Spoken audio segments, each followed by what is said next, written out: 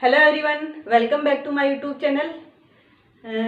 हम पढ़ रहे थे माइक्रोस्पोरोजेनेसिस, लघु बीजाणु जनन, यानी कि जो आवर्तबीजी पादप है, जो पुष्पीय पादप है, आवर्तबीजी पादपों में लघु बीजाणु जनन किस प्रकार से होता है, यानी कि उनका जो नर जनन भाग है जिसको हमने पुमंग कहा था। पुमंग जिसका प्रत्येक सदस्य क्या था, पुंकेसर था। और पुंकेसर के पराग कोश में किसका निर्माण होता है, लघु बीजाणुओं का निर्माण होता है, माइक्रोस्पोर का निर्माण होता है, जिन्हें हम बाद में क्या कहते हैं, पोलन ग्रेन कहते हैं, जिनसे कि नर युग्मक बनेंगे। तो वो जो लघु बीजाणु है वो किस तरह से बनते हैं वो हमने देखा था कि जो लघु बीजाणु धानी है, परागकोश में 4 लघु बीजाणु धानियां पाई जाती है, और जो या पोलन सेक जिसको हम कहते हैं, या माइक्रोस्पोरेंजियम कह सकते हैं। तो प्रत्येक लघु बीजाणु जो धानी है, उस लघु बीजाणु धानी की लघु बीजाणु मात्र कोशिका, लघु बीजाणु धानी की जो लघु बीजाणु मात्र कोशिका थी वो समसूत्री विभाजन करती है लगातार 2, और लगातार 2 समसूत्री विभाजनों के फलस्वरूप 4 लघु बीजाणुओं का निर्माण करती है। यानी एक लघु बीजाणु मात्र कोशिका या माइक्रोस्पोर मदर सेल, या हम जिसको परागमात्र कोशिका भी कहते हैं, पोलन मदर सेल से क्या बनते हैं, 4 माइक्रोस्पोर बनते हैं, 4 लघु बीजाणु बनते हैं। और वो चारों लघु बीजाणु जो है केलोस की परत के द्वारा आपस में जुड़ करके एक समूह के रूप में, संयुक्त रूप में रहते हैं, और उस संरचना को हम कहते हैं चतुष्क। क्या कहते हैं उसे, लघु बीजाणु चतुष्क। अब लघु बीजाणु चतुष्क क्या हो गया कि लघु बीजाणु मात्र कोशिका से निर्मित चारों लघु बीजाणु जब केलोस की परत के द्वारा आपस में जुड़ करके एक समूह के रूप में जो व्यवस्थित विशिष्ट संरचना में रहते हैं, उसे हम क्या कहते हैं, लघु बीजाणु चतुष्क, माइक्रोस्पोर टेट्राड। तो आज के क्लास में हम पढ़ेंगे कि जो माइक्रोस्पोर टेट्राड है, ये माइक्रोस्पोर टेट्राड जो है प्लांट्स में किस किस प्रकार के होते हैं, इनकी संरचना जो है वो कितने टाइप की होती है, किस प्रकार की होती है, किस तरह से व्यवस्थित रहते हैं। तो आइए देखते हैं माइक्रोस्पोर टेट्राड, लघु बीजाणु चतुष्क। बेसिकली जो लघु बीजाणु चतुष्क है या माइक्रोस्पोर जो टेट्राड है, ये टेट्राड प्लांट्स में 5 प्रकार के पाए जाते हैं। यानी आवर्तबीजी जो पादप है उनमें 5 प्रकार के लघु बीजाणु टेट्राड बनते हैं। और 5 प्रकार में जो सबसे पहला है वो है चतुष्फलकीय चतुष्क, चतुष्फलकीय चतुष्क, यानी टेट्राहेड्रल टेट्राड। कौन सा है, टेट्राहेड्रल टेट्राड या चतुष्फलकीय चतुष्क। दूसरा है समद्विपार्श्विक चतुष्क या आइसोबाइलेटरल टेट्राड। तीसरा होगा क्रोशित चतुष्क या डिक्यूसिएट टेट्राड। उसके बाद में है टी आकार चतुष्क या टी शेप्ड टेट्राड। फिर होगा रेखिक चतुष्क या लीनियर टेट्राड। तो ये 5 प्रकार के जो है टेट्राड या चतुष्क पादपों में बनते हैं। अब हम देखते हैं कि जो 5 प्रकार के चतुष्क है इनकी संरचना किस प्रकार की होती है, कैसे बनते हैं। तो सबसे पहले अपन बात करें, सबसे पहला जो है चतुष्फलकीय टेट्राड।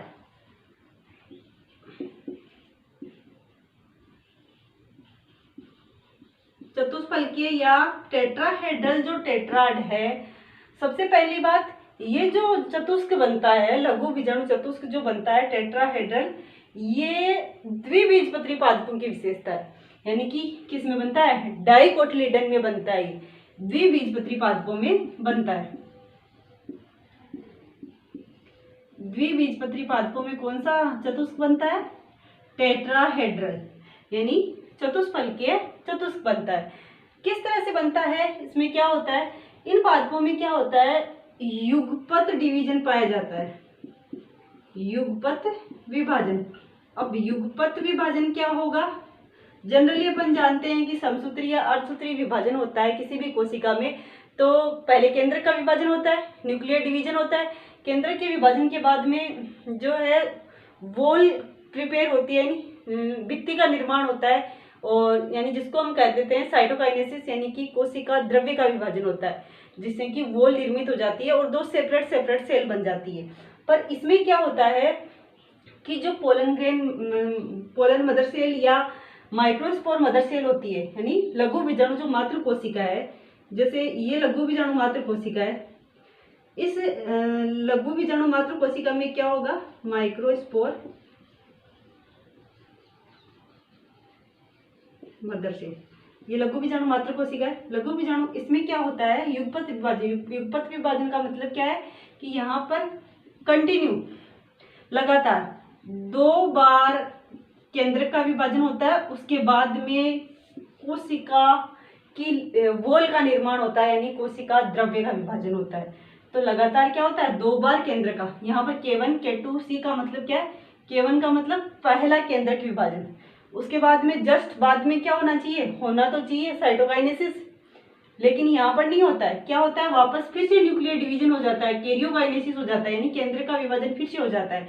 और दूसरी बार केंद्र का विभाजन होने के बाद में क्या होता है, साइटोकाइनेसिस। कैसे होता है, जो ये कोशिका है माइक्रोस्पोर मदर सेल, ये माइक्रोस्पोर मदर सेल क्या करती है, K1 से गुजरती है। केंद्र का विभाजन होता है पहली बार, तो क्या बनते हैं, इसमें 2 केंद्रक बन जाते हैं। पर यहाँ पर क्या होता है, कोशिका द्रव्य का विभाजन नहीं होता, एक ही कोशिका में 2 केंद्रक बन चुके। उसके बाद में जस्ट बाद में K2 हो जाता है, यानी कि केंद्रक विभाजन, दूसरा केंद्रक विभाजन जो है वो कंप्लीट हो जाता है। और इसमें भी क्या होता है,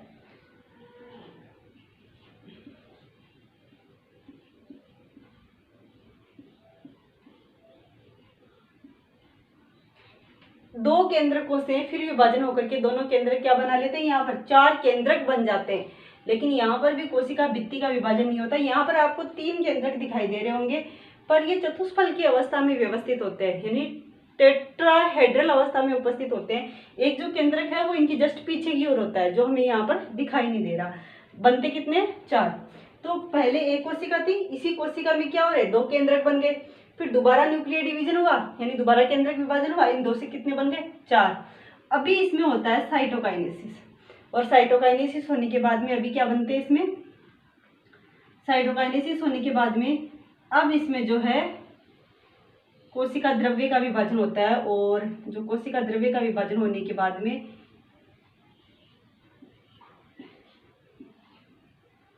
4 जो है लघु बीजाणुओं का निर्माण हो जाता है। लघु बीजाणुओं के बीच में भित्ति प्रिपेयर हो जाती है। उसके बाद में यहाँ से ये लेयर फॉर्मेशन हो जाता है, भित्ति प्रिपेयर होकर के सेपरेट 4 लघु बीजाणु निर्मित हो जाते हैं। तो टेट्राहेड्रल जो टेट्राड है उसमें क्या होता है, लगातार 2 बार केंद्रक विभाजन होने के बाद में कोशिका विभाजन होता है। यानी मोस्टली हम कह सकते हैं कि जो टेट्राहेड्रल जो टेट्राड है, यानी चतुष्फलकीय जो चतुष्क होता है, उसमें चारों लघु बीजाणु चतुष्फलकीय अवस्था में उपस्थित रहते हैं।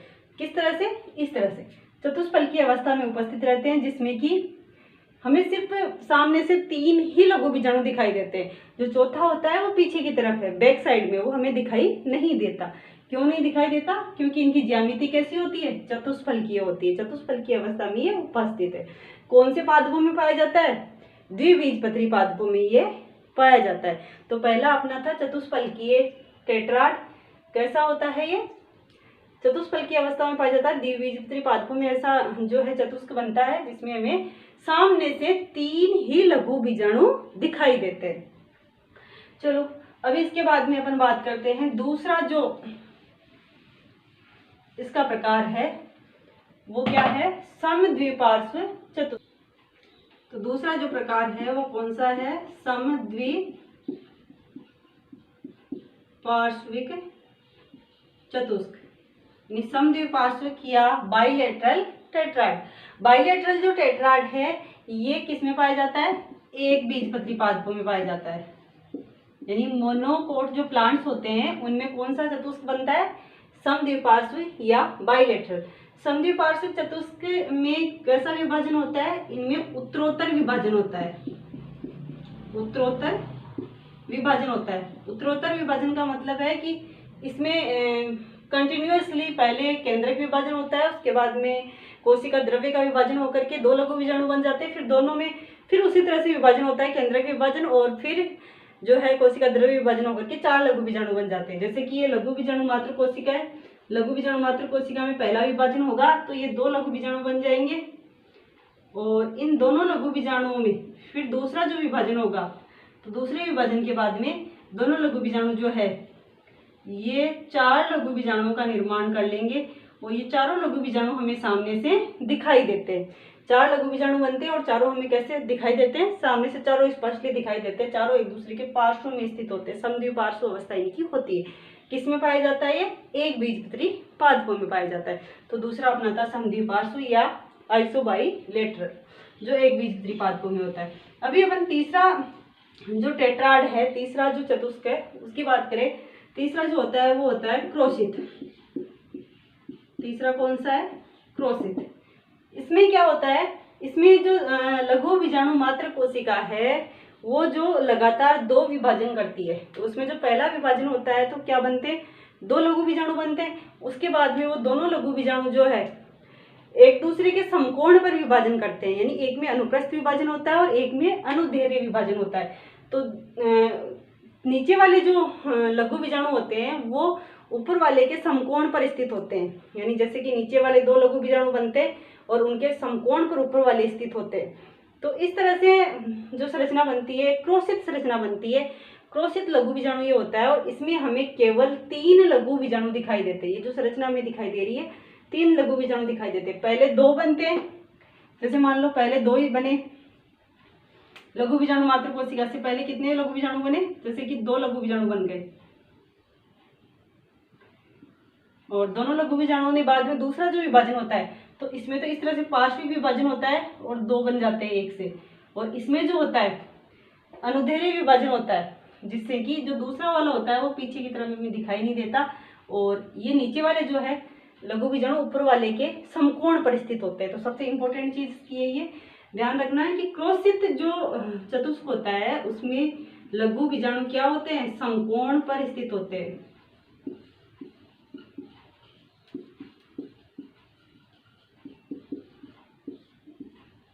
नीचे वाले लघु बीजाणु जो है समकोण पर स्थित होते हैं।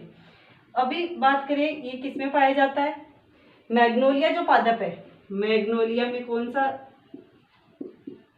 चतुष्क पाया जाता है, क्रोशित। मैग्नोलिया पादप में चतुष्क प्रकार का टेट्राड पाया जाता है, क्रोशित प्रकार का।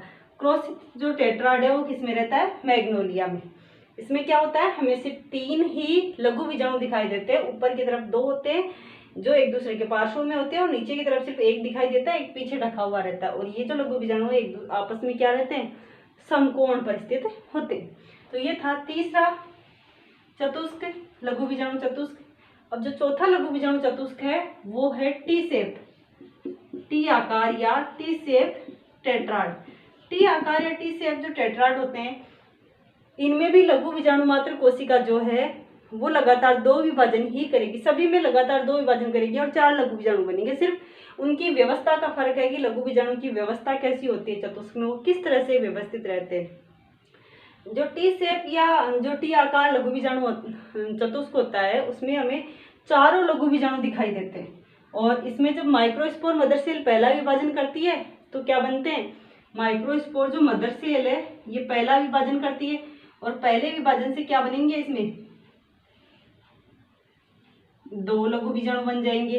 उसके बाद में ये जो दोनों लघु बीजाणु है, ऊपर वाला लघु बीजाणु तो क्या करेगा, अनुदैर्घ्य विभाजन करेगा, जिससे कि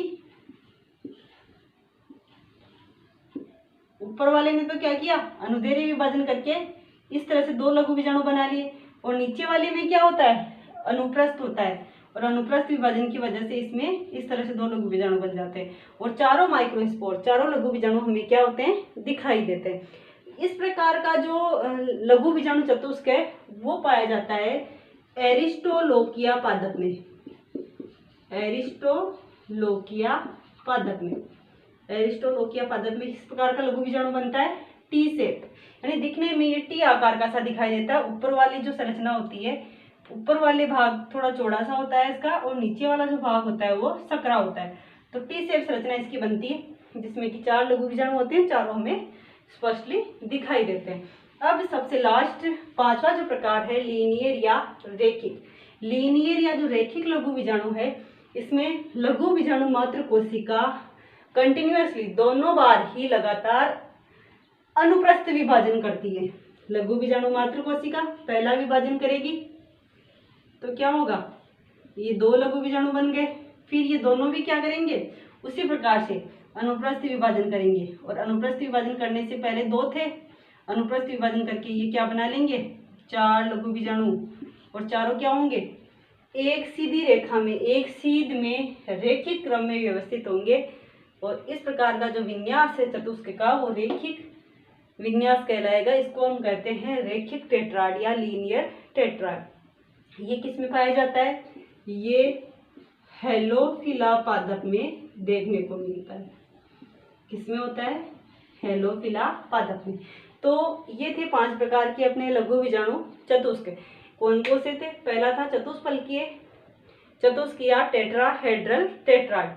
ये किसमें रहता है, द्विबीजपत्री पादपों में देखने को मिलता है। इसमें हमें जो चतुष्क है उसकी चतुष्फलकीय संरचना दिखाई देती है और केवल 3 ही लघु बीजाणु हमें सामने से दिखाई देते हैं।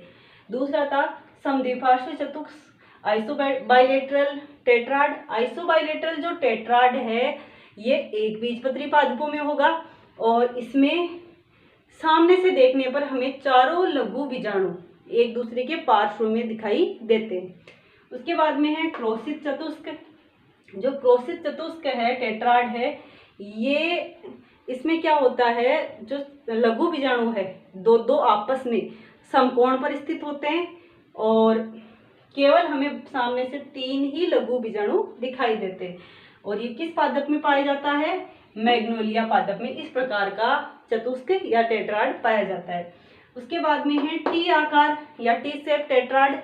टी आकार का जो चतुष्क है वो बनता है एरिस्टोलोकिया पादप में। और एरिस्टोलोकिया पादप में क्या होता है, एरिस्टोलोकिया की जो कोशिकाएं हैं लघु बीजाणु मात्र कोशिका, वो उसमें 2 लघु इस तरह से विभाजन करती है, यानी अनुप्रस्थ करती है, एक लघु बीजाणु अनुप्रस्थ विभाजन करेगा और दूसरा अनुदैर्ध्य, जिससे जो बनने वाली जो सेल्स होंगी यानी जो लघु बीजाणु होंगे वो 2 जो है पार्श्व भागों में स्थित होंगे ऊपर की ओर और 2 नीचे अनुदैर्ध्य रूप में स्थित होंगे, अनुप्रस्थ रूप से जो है उपस्थित होंगे। और इस प्रकार की संरचना को अपन कहेंगे टी शेप। और लास्ट है रेखिक। इसमें जो चारों लघु बीजाणु है वो रेखिक क्रम में, रेखिक विन्यास में समानांतर रूप से अनुप्रस्थ रूप से विभाजित होकर के एक रेखिक क्रम में दिखाई देते हैं और ये पाया जाता है हेलोफिला में।